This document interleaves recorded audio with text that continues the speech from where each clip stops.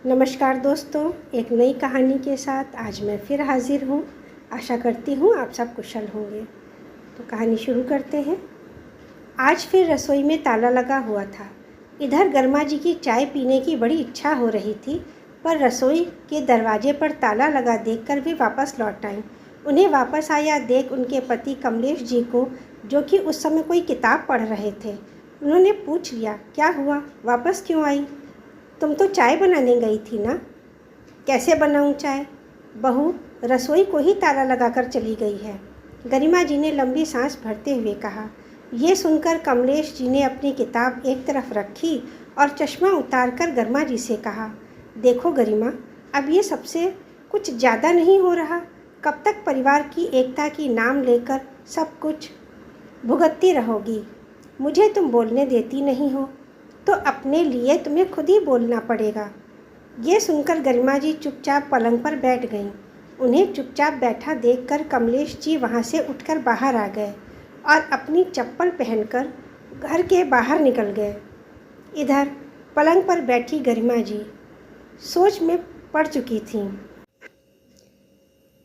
सच ही तो कह रहे थे कमलेश जी, अब कोई ना कोई निर्णय तो लेना ही पड़ेगा। अभी 5 महीने पहले तक तो सब कुछ ठीक था।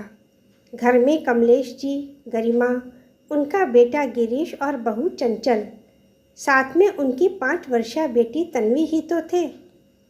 कमलेश जी और गिरीश तो सुबह 8 बजे तक नौकरी के लिए रवाना हो जाते थे। तन्वी भी स्कूल रवाना हो जाती। पीछे दोनों सास बहू मिलकर घर का काम कर लेती थीं। खाने पीने किसी भी चीज़ में कोई रोक टोक नहीं थी। घर में मौसमी फल तो हमेशा ही रहते थे। दूध, दही और खाने की चीज़ों पर रोक टोक नहीं थी। जिसे जो पसंद हो वो खा लेता था। पर अधिकतर रसोई गरिमा जी ही संभालती थीं।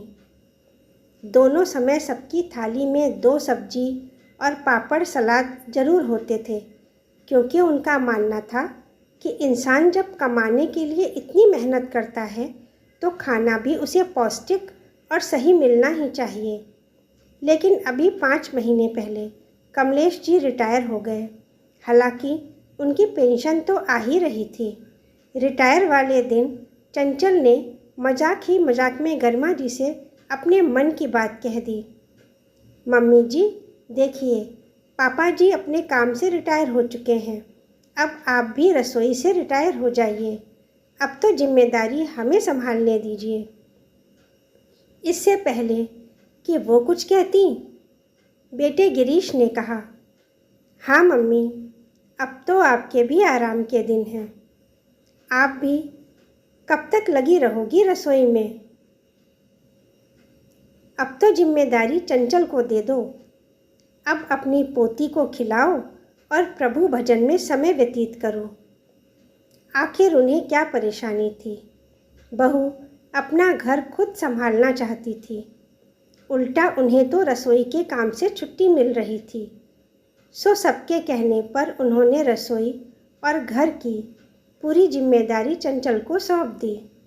बच्चों पर भार ना पड़े, इसलिए इधर कमलेश जी भी हर महीने 10,000 रुपये चंचल को दे दिया करते। इसके अलावा फल, सब्जी वगैरह तो वो खुद ही ले आया करते। शुरू शुरू में तो कोई परेशानी नहीं हुई, लेकिन धीरे धीरे चंचल के स्वभाव में फ़र्क आने लग गया। अब कमलेश जी और गरिमा जी की थाली में कुछ ना कुछ कमी रह ही जाती थी। कभी सलाद नहीं होता था तो कभी पापड़ नहीं होते थे। कई बार सुबह दही नहीं होता था और कई बार तो सिर्फ रोटी और एक सब्जी रखी मिलती थी। शुरू शुरू में तो उन्हें लगता था कि शायद बहू ने पूरा खाना बनाया ही नहीं है, क्योंकि जिस समय वो लोग वॉक से लौटते थे उस समय तक तो गिरीश नाश्ता करके रवाना भी हो जाता था। उन्हें जो नाश्ता खाना मिलता चुपचाप खा लेते। फिर 1-2 बार उन्होंने चंचल से पूछा कि बहू पूरा खाना क्यों नहीं बनाया? तो चंचल ने बहाना बना दिया मम्मी से, आज तन्वी परेशान कर रही थी, इसलिए पूरा खाना नहीं बना पाई। या कभी कहती, आज नींद देर से खुली, इसलिए सिर्फ सब्जी रोटी ही बनाई है। वह रोज़ कुछ न कुछ कहकर टाल देती। अगर कमलेश जी फल लेकर आते और उसी समय गरिमा जी ने काट कर दे दिए तो मिल जाते थे, नहीं तो बाद में देखती तो वो भी फ्रिज में नहीं होते थे। पूछने पर पता चलता था कि ख़त्म हो गए। लेकिन एक दिन गिरीश ऑफिस से आकर चंचल से बोला, अरे चंचल, तुमने आज जो मटर पनीर की सब्ज़ी बनाई थी उसमें नमक थोड़ा कम था। टिफ़िन में रखने से पहले चेक तो कर लिया करो। पता है, ऑफिस में नमक भी नहीं था मेरे पास। उस समय गरिमा जी और कमलेश जी वहीं सोफे पर बैठे हुए थे। दोनों ने हैरानी से गिरीश की तरफ देखा। आखिर मटर पनीर की सब्ज़ी कब बनी थी? उन्हें तो सुबह सिर्फ दाल परोसी गई थी। उनके मन की बात को चंचल ने भांप लिया तो बात पलटते हुए गिरीश की तरफ घूर कर बोली, मटर पनीर कब बनाया था? मटर पनीर मैंने सुबह तो मुझे फुर्सत भी नहीं मिली थी, इसलिए सिर्फ दाल ही तो बनाई थी। तुम्हें कुछ होश भी रहता है? उसे अपनी तरफ घूरता हुआ देखकर गिरीश चुप हो गया। लेकिन अब गरिमा जी और कमलेश जी के मन में शक उत्पन्न हो चुका था। बहू बेटे का बदला व्यवहार उन्हें समझ आने लगा था। अब उन्होंने नोटिस करना शुरू किया तो पता लगा कि कई बार तो बेटा बहू चोरी छुपे खाने का सामान अपने कमरे में ही लाकर खा लेते थे। चंचल 2 सब्जी बनाने के बावजूद भी उन्हें एक ही सब्जी परोसती थी। 1-2 बार तो उन्होंने फल भी उसे अपने कमरे में ले जाकर रखते देख लिया था। 1-2 बार गरिमा जी ने चंचल से जब इस बारे में कहा तो चंचल ने बड़ी ही बेशर्मी से कहा, मम्मी जी, आपकी जीभ बड़ा स्वाद देखती है। आपकी उम्र हो गई है, अब तो अपने खाने पीने पर कंट्रोल कीजिए और मेरी पीठ पीछे रसोई चेक करना बंद कीजिए। जब गरिमा जी ने गिरीश से कहा तो उसने भी चंचल का ही साथ दिया। मम्मी, क्या आप भी अब घर की शांति बिगाड़ रही हो? आपको बैठे बिठाए खाना मिल रहा है, अब उसमें भी कमियां निकाल रही हो। चंचल रसोई संभालती है, उसे अच्छे से पता कैसे क्या करना है। लेकिन उसके बाद से चंचल कहीं भी जाती तो रसोई को ताला लगाकर ही जाने लगी। फिर तभी अचानक दरवाज़ा खुला और कमलेश जी अंदर आए। अपने साथ वह चाय भी लेकर आए थे, जिसे उन्होंने 2 डिस्पोजल कप में खाली किया और गरिमा जी को देते हुए बोले, अब पुराना सोचना बंद करो और चाय पी लो। मैंने कुछ निर्णय लिया है, अब देखो, तुमने जो भी निर्णय लिया है मैं उसमें तुम्हारे साथ हूँ। कमलेश जी उनकी बात काटते हुए बोले। सुनकर गरिमा जी के चेहरे पर एक मुस्कान आ गई। खैर, चंचल और गिरीश थोड़ी देर बाद घर आए और अभी चंचल ताला खोलकर रसोई में शाम के खाने की तैयारी के लिए जा ही रही थी कि तभी गरिमा जी ने उसे रोकते हुए कहा, बहू, अब तुम अपनी रसोई अलग कर लो। मैं अपना खाना नाश्ता खुद बनाया करूँगी। मुझे ये रोज़ रोज़ की बेवजह की किचकिच नहीं चाहिए। सुनकर एक पल के लिए तो चंचल सकते में आ गई। फिर कुटिल मुस्कान के साथ बोली, ये देख लो, लोग शिकायत करते हैं कि बहुएं उनकी सेवा नहीं करती और यहाँ बहू ने सब कुछ संभाल रखा है तो भी नखरे दिखाए जा रहे हैं। आप मुझे अलग करना चाहती हैं? बेटा, मुझे लोगों से कोई लेना देना नहीं है। मैंने पूछा था तुमसे कि काम का बोझ ज़्यादा हो तो मैं वापस से रसोई संभाल लेती हूँ, पर तुमने मना कर दिया। अब अपनी रसोई लेकर अलग हो जाओ। अपने हिसाब से अपनी रसोई संभालो।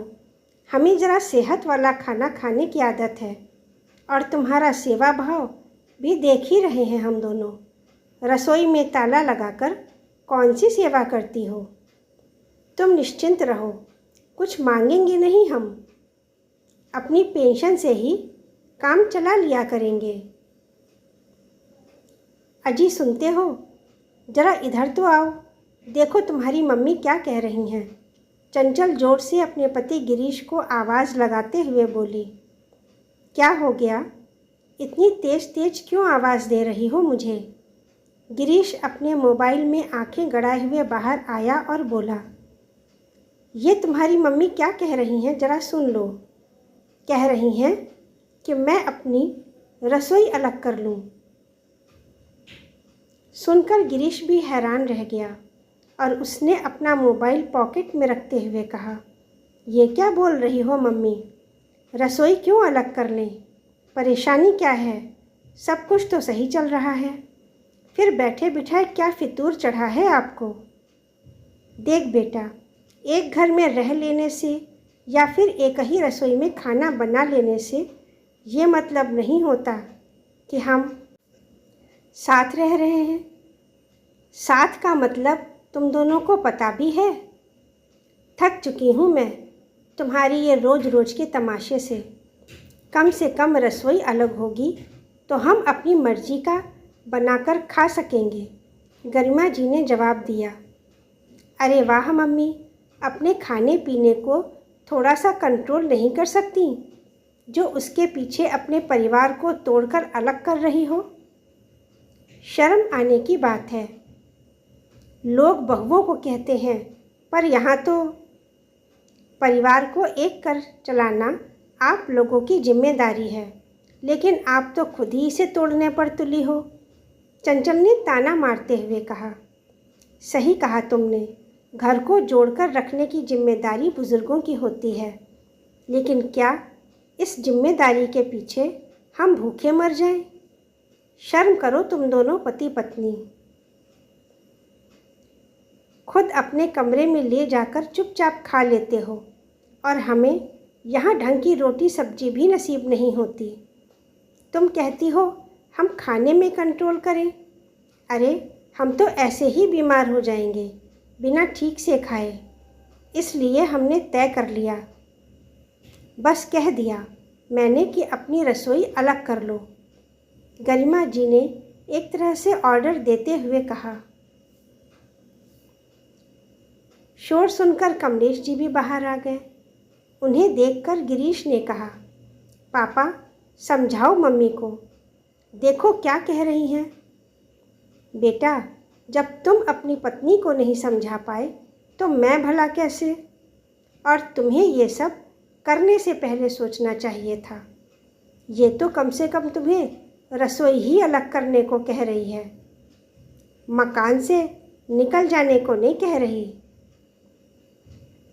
इस फैसले में मैं इसके साथ हूँ, तुम अपना देख लो। आखिर कमलेश जी ने भी अपना फैसला सुना दिया। मजबूरन गिरीश और चंचल को अपनी रसोई अलग करनी पड़ी। उन्होंने अपनी रसोई पीछे स्टोर रूम में बना ली। अब कमलेश जी और गरिमा जी अपने अनुसार बनाते खाते थे, उन्हें कोई रोक टोक भी नहीं थी। दोस्तों, बुज़ुर्गों के लिए परहेज़ करना उचित है, लेकिन परहेज़ के नाम पर उन्हें संतुलित आहार ना देना या भूखा रखना अन्याय की श्रेणी में आता है। जब माता पिता बच्चों का पालन पोषण निस्वार्थ भाव से करते हैं, तो क्या उनके प्रति बच्चों की जिम्मेदारी की पूर्ति बंद रसोई से होती है? तो दोस्तों, कहानी कैसी लगी अपने कमेंट्स लिखकर ज़रूर बताएं। और अगर आप नए हैं तो चैनल को सब्सक्राइब कर लें। कहानी को पूरा सुनने के लिए हार्दिक धन्यवाद।